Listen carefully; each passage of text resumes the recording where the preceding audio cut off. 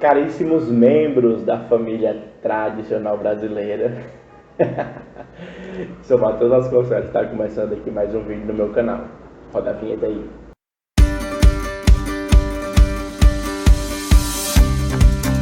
No vídeo de hoje, gente, eu quero conversar com vocês sobre duas coisas. Primeiro, o que é a igreja, e segundo, por que você que está me escutando deveria fazer parte de uma igreja local. Pois bem, quando Jesus iniciou seu ministério público, ele começou a convidar homens para que o seguissem. E ao final, então, desse ministério público de Jesus, quando ele é crucificado, ele é morto e depois, então, ele ressurge, ele é assunto aos céus após um período de tempo aqui na terra, e ele comissiona esses homens a irem a todas as nações e pregarem o evangelho, ensinando todas as coisas que ele ensinou. Tá certo? Fazendo com que esses homens, então, chamassem outros homens, ensinassem para eles a não somente compreender, mas a guardar e a viver essas coisas, e então constituir-se para si uma comunidade de adoradores e de seguidores de Jesus. Em Atos capítulo 2, quando o Espírito Santo ele desce sobre os cristãos daquela época, o apóstolo Pedro ele se levanta e ele então prega a mensagem do Evangelho. O sermão de Pedro consiste em falar a respeito de Jesus, aquele Nazareno, que foi um homem aprovado por Deus, no versículo 22, através dos seus milagres e prodígios. Esse próprio Deus que aprovou Jesus como esse homem perfeito, ele entregou Jesus para ser crucificado, para ser morto por mãos iníquas. Contudo, ele não permaneceu morto, como nós já sabemos, ele ressuscitou. E por conta disso, então, as pessoas perguntam para Pedro, com seu coração compungido, no versículo 37 do capítulo 2, o que faremos, então, diante dessas coisas? E Pedro responde no versículo 38, arrependei-vos cada um de vós e sejam batizados em nome de Jesus Cristo para a remissão do vosso pecado e recebereis o dom do Espírito Santo. O versículo 41, então, fala que imediatamente eles aceitaram a palavra e foram batizados, havendo um acréscimo naquele dia de quase 3 mil pessoas. O versículo seguinte, então, no versículo 42, apresenta como é que esses homens, como é que essa comunidade, essas pessoas que receberam o Evangelho, que creram em Cristo, que foram batizadas, elas passaram a viver.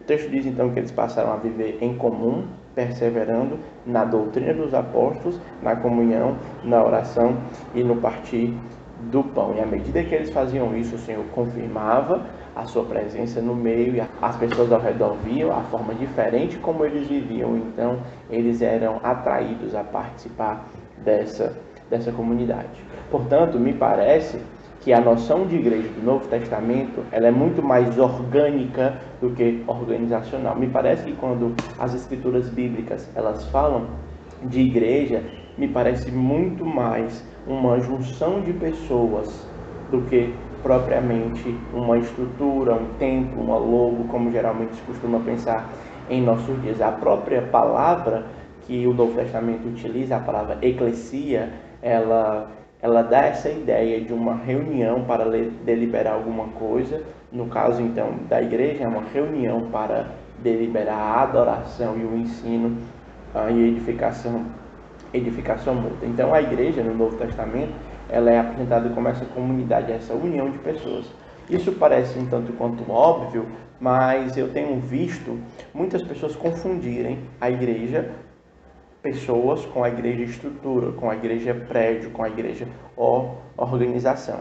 Obviamente nós não somos contra essas coisas, eu particularmente não sou contra essas coisas, mas eu entendo que essas coisas só devem existir e funcionar para a promoção do organismo. À medida que nós trabalhamos, à medida que nós servimos uns aos outros, então essas estruturas devem ser utilizadas em nosso favor, para o benefício nosso, das pessoas, e não como um fim em si mesmo, como geralmente se vê por aí.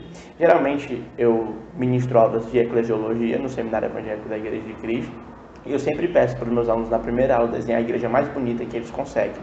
Na maioria das vezes as pessoas não desenham figuras, gente, eles desenham estruturas, prédios, e tentam então colocar uma cruzinha lá em cima e coisas nesse sentido. Essa não é a visão do Novo Testamento. A visão do Novo Testamento é união de pessoas com um propósito comum de adorar a Deus e a edificação mútua.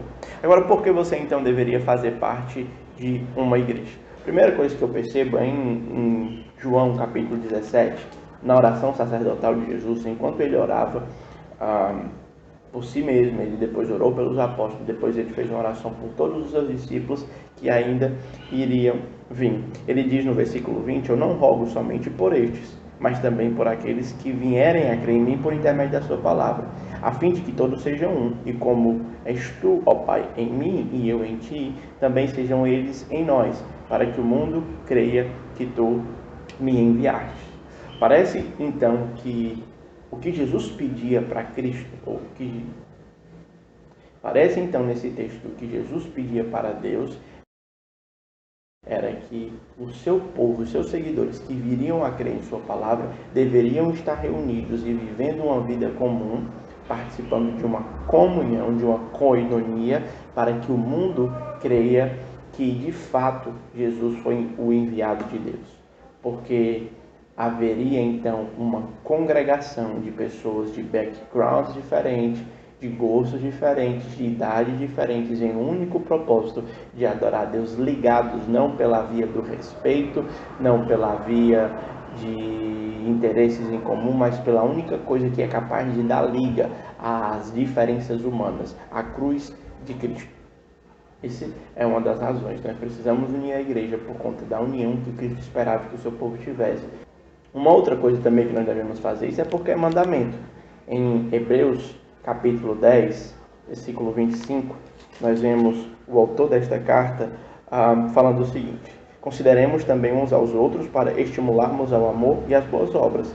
Não deixemos de nos congregar, como é costume de alguns.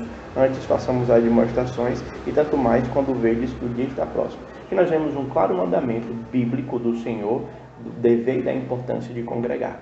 E congregar aqui não é simplesmente participar das reuniões da igreja, não é somente assistir às reuniões da igreja ou às lives, como geralmente tem se visto nesse mundo pandemia ou mesmo pós-pandemia. Parece que para o autor de Hebreus, congregar significa que cada irmão seja comprometido com o estímulo uns dos outros ao amor e às boas obras.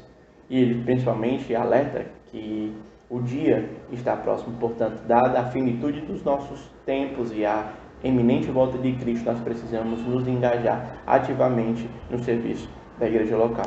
Em 1 Pedro, capítulo 4, versículo 8, o apóstolo está descrevendo como devem viver os crentes, os seguidores de Jesus. Ele diz o seguinte: acima de tudo, porém, tende amor intenso uns para com os outros, porque o amor cobre a multidão de pecados.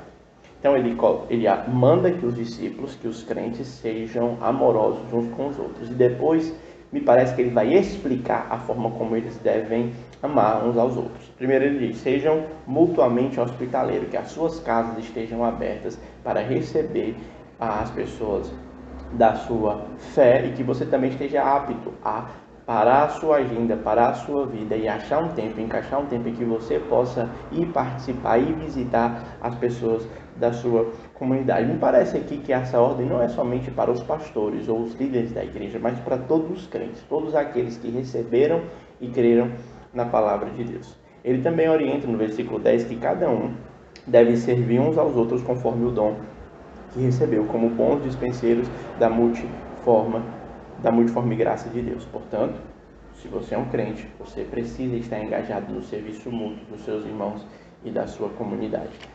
Em João, capítulo 4, o apóstolo João também está falando do amor de Deus. Ele diz no versículo 11: amados, se Deus de tal maneira nos amou, devemos nós também amar uns aos outros.